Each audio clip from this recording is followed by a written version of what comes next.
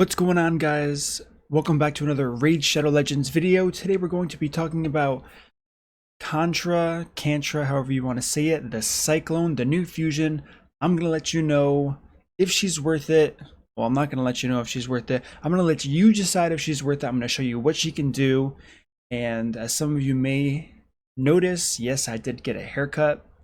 As soon as I saw the haircut, when my hairdresser was finished, I said, "You've got to be kidding me." And she was like, "What, you don't like it?" And I said, "No, you wouldn't understand."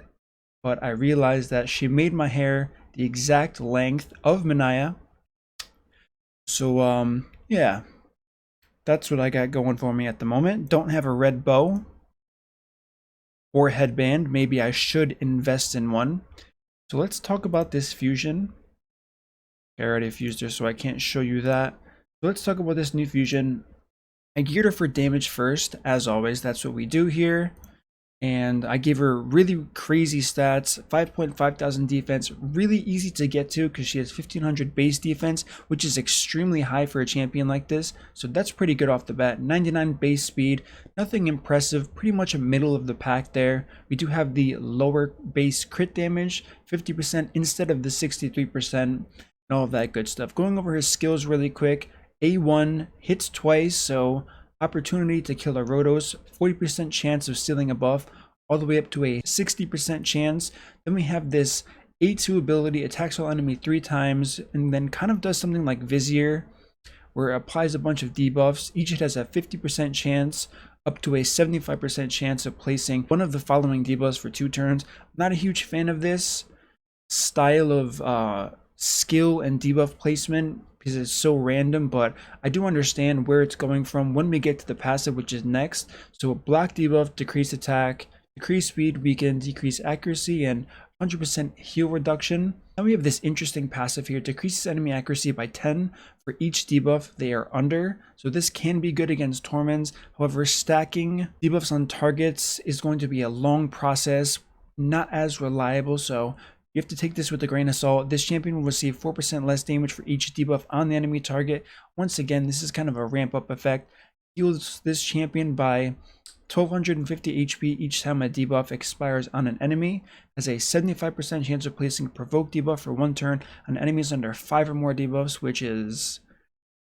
I don't even know why they added this. Getting 5 or more debuffs on a target first is pretty difficult as it is. This champion can place debuffs on weak hits. Interesting, but once again, I don't think she is a debuff champion, even though she has this A2. So another kind of questionable thing that was put on the passive here. Going over her aura, she does have increased accuracy in all battles by 60, which as we know is very good for any early or mid-game players, even some arena.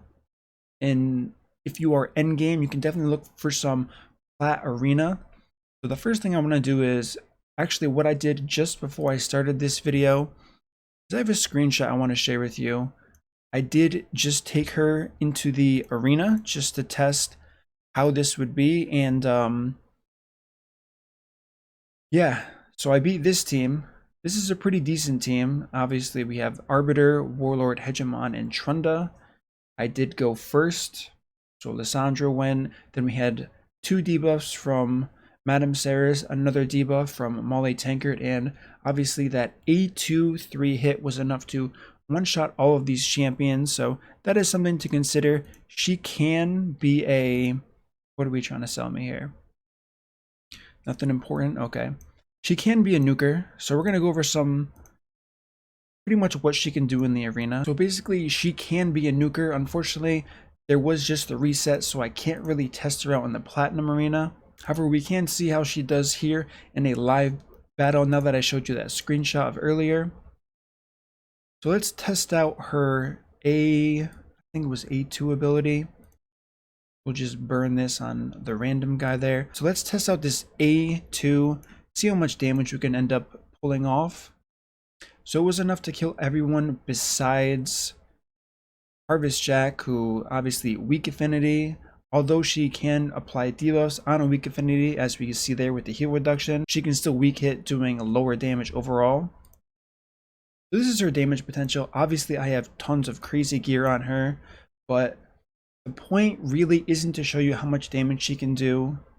I mean, that is the point, but what it's going to come down to and what I want to get into next, and I'm actually going to do something that I haven't done before, is I'm actually going to build her how I think she's going to be used the best outside of this damage build. So before I jump straight to that, I do just want to head into the Dragon's Lair very quickly just to show you her raw potential of damage, what you can look for if you want to build her for straight damage. I don't think, being honest with you, that this build is going to see tons of use. We're going to increase that crit damage here. Defense down and weaken. Hit them with the defense up. Now defense up is huge because her base defense is very high. So this is a key thing to keep in mind. And we'll boost that turn meter. Now let's hit them with the A2, see what happens here. So 40 to 37 times 3 hits each. Does a fair amount of damage. Now we really want to cycle through and focus on that A1, which does hit harder than the A2. I'm not sure if we're going to have, let's see, I don't think we're going to have defense up or defense down and weaken on the champions. Okay, so we do have defense up. We're not going to have defense down and weaken, so we have a 30,000 hit, a 23,000 hit. She's using Helm Smasher, that's why the damage is fluctuating. So there's that defense down and weaken. Hopefully we don't kill all of these champions here. Okay, we're cycling through pretty quickly now. I did take it off of auto. Now let's see what her A1 does with the defense down and weaken. Defense up and increase crit damage. So 66 to 53,000 damage each. So the A1 is definitely a focal point here. If you wanted to use her to kill a Rotos in some type of nuking composition, her A1's probably going to get the job done, as opposed to the A2, which a lot of people were probably looking at, saying it's a triple hit. Unfortunately, the multiplier isn't huge. However, if you have gear even close to mine and add a defense up to your team, it's going to be very hard for anyone to survive that kind of damage. So now what I was getting to before and what I'm going to show you after this dragon run is how can you build Kantra to help you out in progression, or even what are her endgame uses. Now obviously, the cop out for any champion you ever want to use is she's going to be great in faction wars. As we can see here, Kantra the Cyclone did 300,000 damage, less than Dracomorph. She hits hard. I built her to hit hard, so this is expected. She's doing exactly what I thought I would get from the gear that I gave her. Now the question is, where are most people going to be using her? I don't think she's going to be a damage dealer, but I don't want to write everything off too quickly and say she's a bad champion.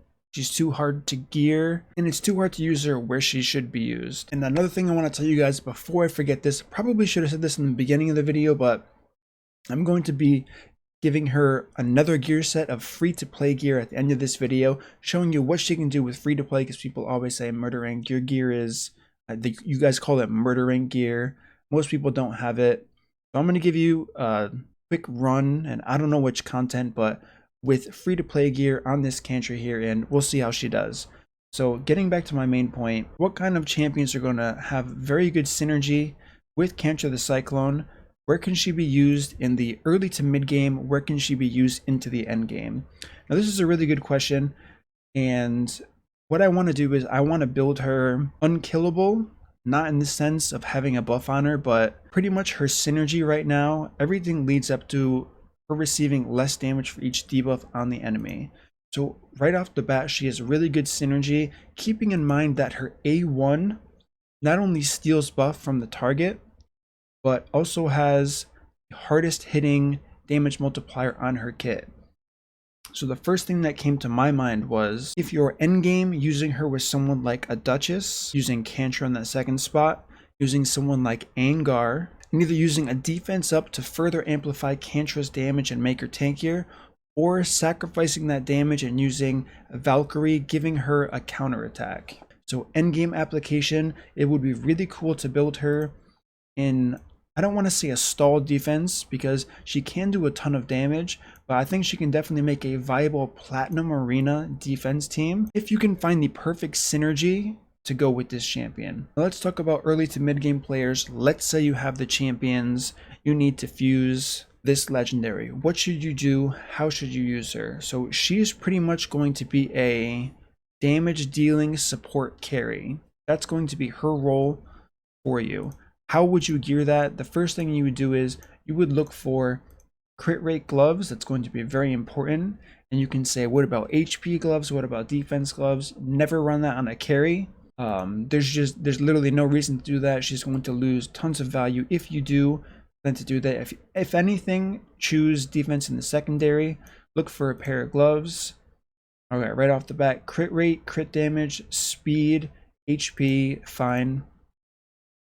So we have that going on for it. Now the chest is fine. Defense percent is what you want.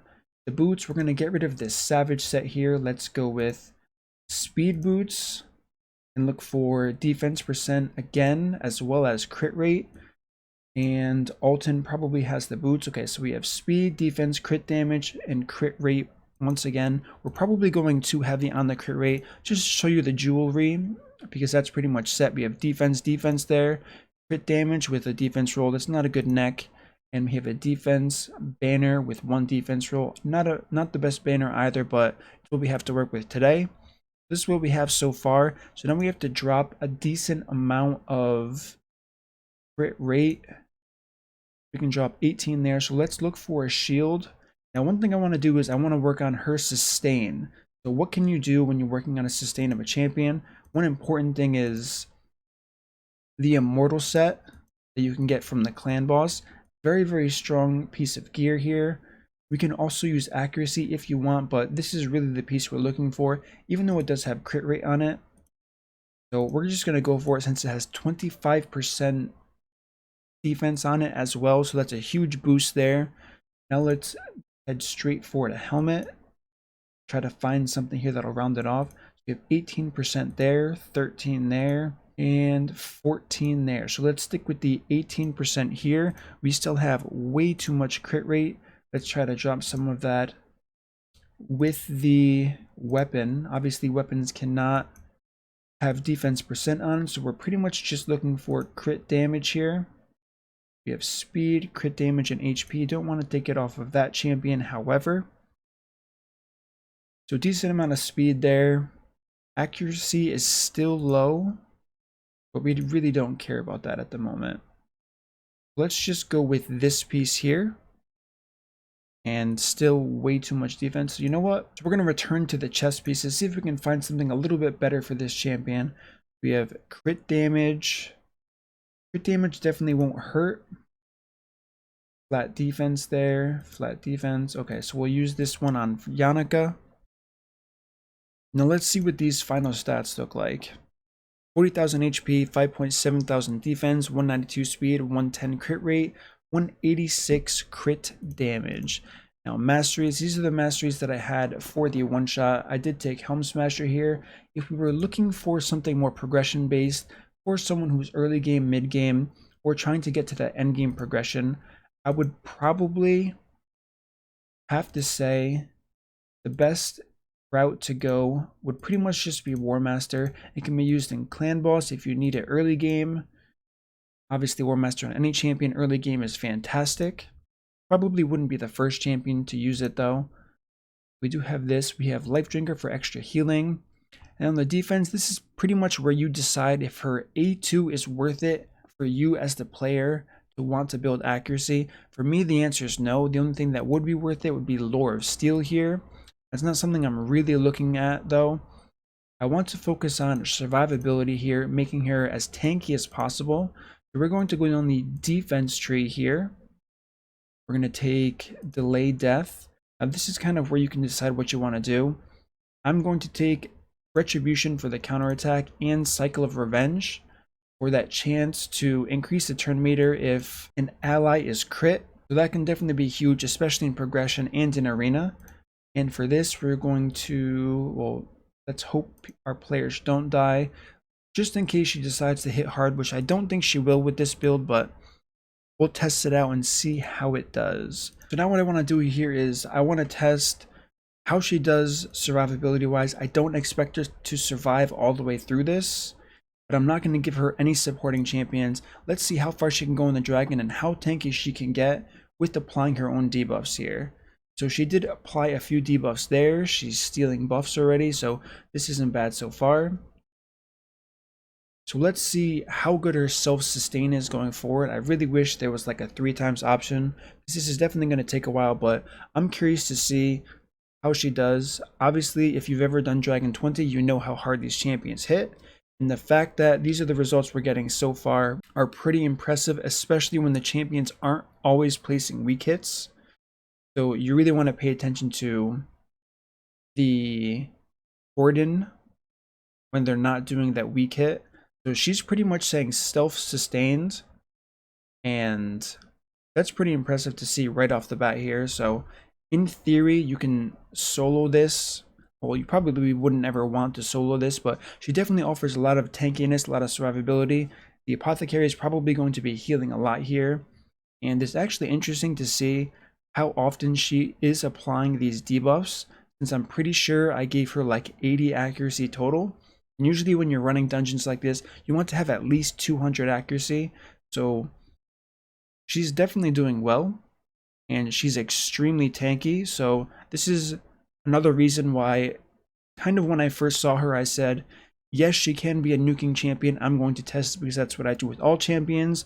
But at the same time, she has a ton of sustain, and this is another legendary that I think it's very safe to say, unless you're looking for a really endgame platinum build. And obviously, as mentioned before, Faction Wars, pretty much any champion's god tier for Faction Wars if you gear them properly, especially if they're legendary. But this is a awesome progression champion, especially if you are landing debuffs. As we can see, she can probably solo both of these trash waves in Dragon, but it's going to take a very long time. So this is kind of like battle level right now with the self-sustain. Obviously battle will do this much quicker, and I'm sure you can definitely build her to make this much quicker, but this is where she's at the moment. Okay, so she just got one shot there. I'm surprised it didn't say that. So she can't solo the dragon, but she can definitely sustain through all of the waves by herself, which makes her a really strong tool. Now, if you are early to mid game, how would you gear this champion? Obviously, you're not going to have anywhere near the amount of stats that I have. So this brings us to another great point.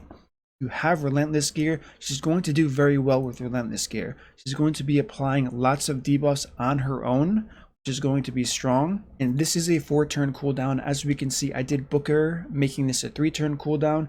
So if you give her enough speed, if you run her with a turn meter booster like Apothecary, you can throw her in Relentless gear, give her as much defense with crit rate gloves being the very important part as possible. And she's going to be, I mean, she's extremely tanky as we saw already. So she's going to be pretty big for progression. She can probably carry most dungeons, and the fact that she applies debuffs through weak hits definitely will be strong if you decide to give her accuracy.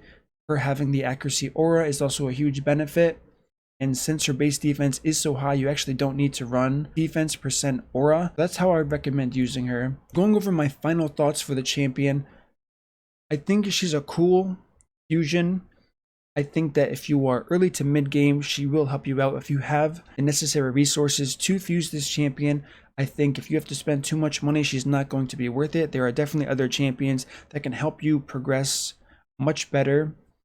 However, she is a legendary, and all legendaries are always subject to buffs in the future. So that's definitely something you should keep in mind when judging this character. Take the information you're seeing here, apply it to your own account, make the decision for yourself based on what I showed you here, and see if it can fit for you. Now, if you're an endgame player, hopefully, I mean, I know I came up with like, I want to say 10 different variations of things that I could do while watching this video. I'm sure you did too. That's definitely going to be a totally separate video because I think she definitely has a lot to offer in the Platinum Arena, defense-wise specifically. And I think she's going to be a huge problem if you can gear her right and put her in the right hands and the right mind of a player.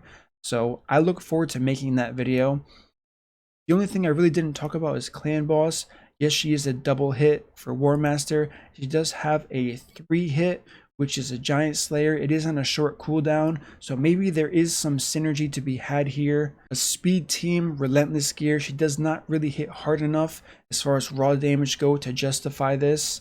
She's definitely tanky, so she would survive a long time in a speed team, but I really can't see this unless, like I said, once again, you are early to mid game. She's definitely going to help you out in Clan Boss if you can get masteries on her, so I wouldn't compare her to Brachus at all. Early to mid game, I think this is the champion for you. Granted, you already have the fusion mats or you're willing to spend the money. If you're not, I would say this is an easy skip. And now, as promised, I'm going to show you what she would look like in free to play content. So let's get right after that. All right, so this next example is going to be with free to play gear. This one's a huge shout out to all of the keyboard warriors who are always flaming me in the comment section saying your gear is unrealistic, test it out in solid gear. Here you go, fam. Here is that realistic gear for you. Let's see how Kantra does. Now put this on, let's see when it's her turn. Okay, her turn's next. Got the exhaustion. Hey, there we go. 4,000, 5,000 hits on each. We'll put this back to 2 times speed. And actually, I'm curious to see how this goes. I mean, yes, I'm kind of trolling and using a full legendary team, but I do want to show her with free to play gear just so you guys kind of get a gauge for how well she does. She's hitting for 5,000 crits on the A1. Going into our second wave here, we do have the defense on weaken up. We have the defense up on her, so let's see what she could do now. Pretty much the same, so she's not critting or she's getting 5,000 crits, so she's not doing a ton of damage. She's not really adding a lot. She does have that heal reduction on all the champions, although Apothecary isn't going to get a chance to heal because the rest of my team is pretty much savage. We did have enough buffs there where we did see the provoke go on to Tyrell, so that was cool. And I'm really excited to show you guys the gear after this. I think you're going to enjoy it. And hopefully this will keep the comment section flame free, saying that I don't appeal to free to play players. So this one's definitely for you guys. Well, not for all of you. Some of you are actually very smart and actively participate in the comment section because you understand that most of what I do, regardless of which champions and what kind of gear I showcase, it's all basic concept that I'm showing you and how to improve your gameplay. It has nothing to do with the legendaries or the gear quality that I use. So shout out to you guys. I appreciate you guys, and I'm glad that most of you understand. So now that this is almost done, we're going to get to the gear. Alright, so to sum that up, we have 298,000 damage from Kantra the Cyclone, Arbiter doing less than that, Dragomorph carrying, like I said before, but she also did more than Lissandra, mostly due to the War Master. So now let's show you what MurderInc's definition of free-to-play gear is. I will see you all in the next video. Thanks for watching. Hopefully you enjoyed it.